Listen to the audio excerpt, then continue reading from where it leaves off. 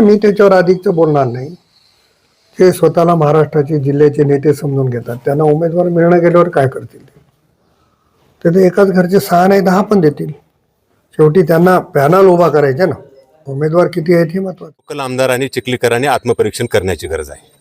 त्यांच्या गावामधला सरपंच, त्यांचे जिल्हा परिषदेचा मुलगा मुलगी, जिल्हा परिषदेमध्ये त्यांची भाची भाचा, आणि मला असं वाटतं की चिखलीकर किंवा या मतदारसंघामधल्या इथल्या सगळ्या लोकांना या विषयावर बोलण्याचा कुठलाही नैतिक अधिकार नाही. भारतीय जनता पार्टीने एकाच कुटुंबामध्ये उमेदवारी दिलेली नाही. खरं तर मागच्या काळामध्ये 3 नगरसेवक याच कुटुंबामध्ये होते आणि सूर्यवंशी कुटुंब वर्षानुवर्षे लोहा शहरावर आपलं काम करत आहे.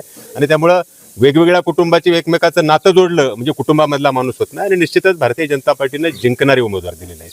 त्यामुळं आजचं जर लोहा शहराचं चित्र बघितलं, भारतीय जनता पार्टीचा एकही कार्यकर्ता मला उमेदवारी दिली नाही अशा पद्धतीचं कुठलंही वातावरण नाही. त्यामुळे सक्षम उमेदवार आहेत, निवडून येणारे उमेदवार आहेत, विरोधकांच्या पायाखालची वाळू घसरलेली आहे. त्यामुळे अशा पद्धतीचा चुकीचा अपप्रचार करून लोकांचं मत वेगळ्या दिशेला जाईल का हे केविलवाना प्रयत्न करतायत. त्यामुळे आम्हाला निश्चितच खात्री आहे या शहरामध्ये भारतीय जनता पार्टीची एक हाती सत्ता येईल. संधी दिल्याबद्दल सर्वप्रथम मी भारतीय जनता पक्षाच्या प्रमुखांचे स्वागत करतो. त्यांनी माझ्यावर विश्वास टाकला आणि मला उमेदवारी दिली, त्याबद्दल त्यांचं सर्वप्रथम मी स्वागत करतो. दुसरीकडे अशी टीका होती की एकाच परिवारातील 6 लोकांना भारतीय जनता पार्टीने उमेदवारी, यावर काय प्रतिक्रिया आहे? भारतीय जनता पक्षाने याबाबत सर्वे केलेला आहे. याच्यापूर्वी त्या भागातले त्यांनी नेतृत्व केलेलं आहे. जवळपास 15-20 वर्ष झालं त्या भागातले ते नगरसेवक राहिलेले आहेत.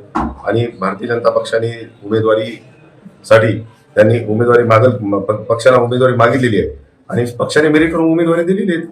नक्कीच ते येणाऱ्या काळात ते नगरसेवक म्हणून लोहा शहराची जनता त्यांना साथ देईल. अजिबात कोणी नाराज नाही, कोणाची मागणी नव्हती तिथं. तुमचे मित्र शरद पवार होता, तुमचे मित्र तुमचे विरोधक आहेत. भाजपासोबत होते, सोबत राहणार होते तुम्ही, मात्र त्या राष्ट्रवादीकडून अध्यक्षपदाचे उमेदवार झाले असताना राष्ट्रवादीकडून अध्यक्षपदाचे उमेदवार झाले असतील. आम्ही ही भारतीय जनता पक्ष नगराध्यक्षपदी आणि जी लोहा शहराची निवडणूक आहे विकासाच्या मुद्द्यावर लढू आणि ते त्या संदर्भात लोह्यातील जनता आम्हाला नक्कीच साथ देईल एवढी आम्हाला खात्री आहे. आव्हान वाटतं राष्ट्रवादीचं. मला आव्हान शहरातील जनतेचा आशीर्वाद मला 27 ते 25 वर्षाला मिळत आहे.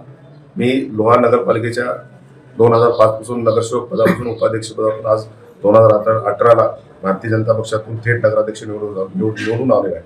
जवळपास 3800 मतांनी मी लोहा नगरपालिकेचा नगराध्यक्ष झालेला आहे आणि लोह्यातील जनता सूर्यवंशी कुटुंबासोबत आजपर्यंत राहिलेली आहे, भविष्यातही राहणार आहे.